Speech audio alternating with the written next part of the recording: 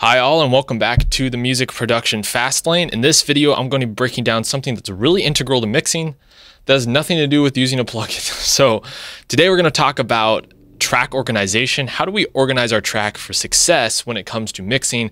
How do we get something where we're going to be able to navigate easily in the session? We're going to know where everything is so we can have a really processed and structured approach to our mix, because nothing makes mixing harder, especially when there's a lot of tracks, when you're dealing with a completely unorganized session where nothing makes sense. And obviously the tracks I've imported here into this session, as we see, fairly well organized, everything labeled. That may not be the case for you when you get a mix or when you're doing your own tracks. So I suggest naming your tracks something that makes sense before you start the mix and organizing them in a very logical manner.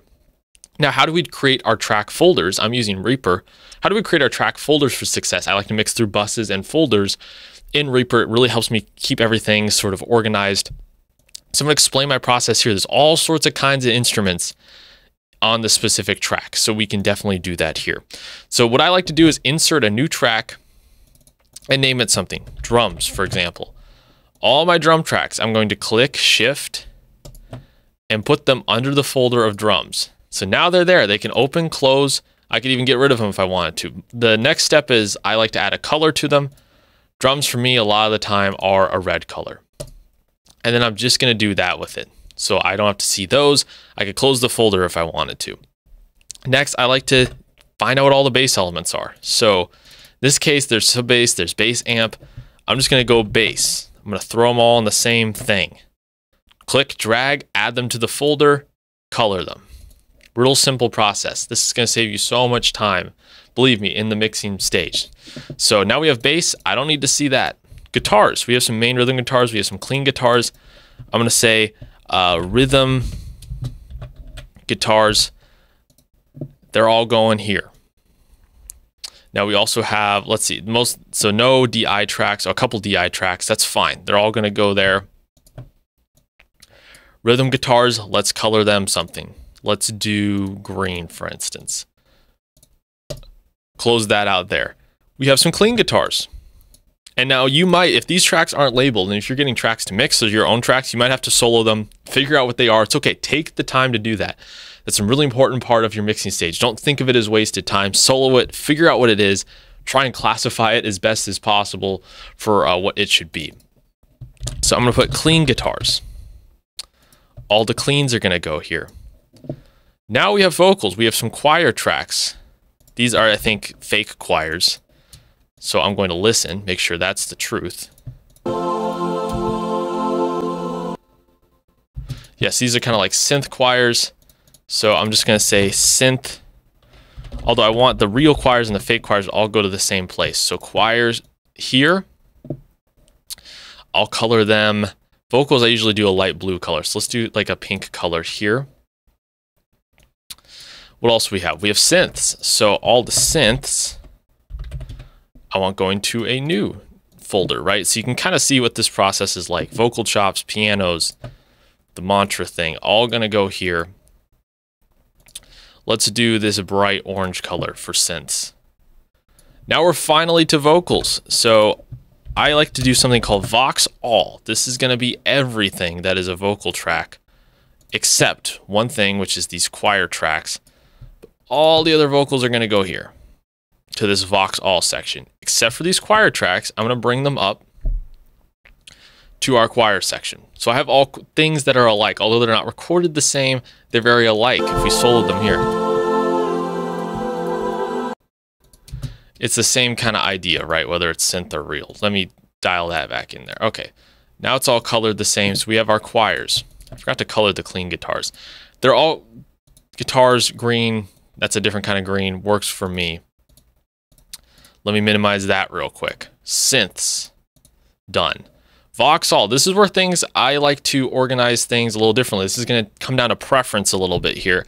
What I like to do is I like to have a separate folder for lead vocals. So, you know, the lead vocal, right? Lead chorus is gonna be here. Now, because this song is a little different, where I have different recorded tracks for chorus and verse, the lead chorus vocals are gonna go here.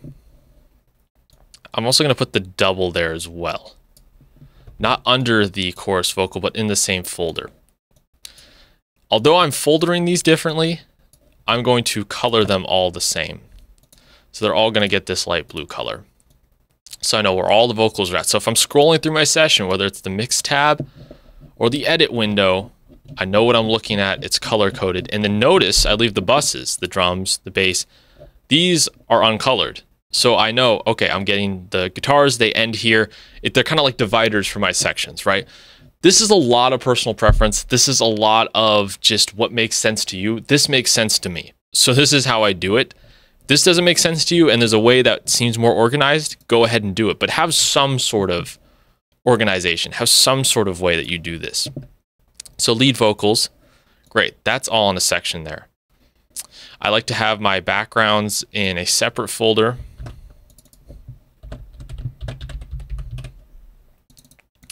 I can probably just do that. Backgrounds. Okay, whole bunch of them. Let's do that. Harmonies are kind of also backgrounds in this song, so it's also going to be song specific. So they're all going to go there. And then verse vocals. They're kind of their own separate thing in this song. So they're going to get their own folder. Okay, now we're in a situation where we can be successful. If I minimized everything, this is what it would be. I can see all my individual track stacks here. There.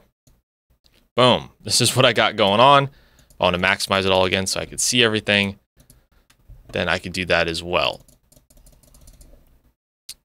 First I have to unfold them like that. But then we could see all of our tracks. They're all color coded. We know where we're going when we're mixing this song. We're not going to get lost along the way. In the mixer tab, we can scroll through. I can see everything. So that's my approach when building out and organizing my session. And there's one more thing I do before I even start mixing, is I throw on my mastering chain or my mix bus chain, whatever you want to call it, before I even start the mix. So this could be a template for you. You could save this as a template, remove the tracks, and start every mix this way. I have a template just like this. I don't use it for instructional purposes because I want to show you every part of the process, but I do have a template and it has my master chain plugins loaded in when I start. So before I import the tracks and they're in a folder, I have basically something that looks like this, all color coded with my mastering chain on. All I have to do is look at the track name, drag it in. Maybe I need to listen to things and move some things around, but that way I have the same approach to the mix every time. There's not going to be any confusion. But if you're starting every mix different, not color coded, no organization, that's just going to be really hard. It's just going to be uphill battle the whole time. So that's my process here. I hope that was helpful. You can leave a comment or question if you have any questions about this, or if you want access to any templates that I have, I'll be happy to provide those for you. But that was this lesson of the production fast lane. I hope that was helpful, and I'll see you in the next lesson.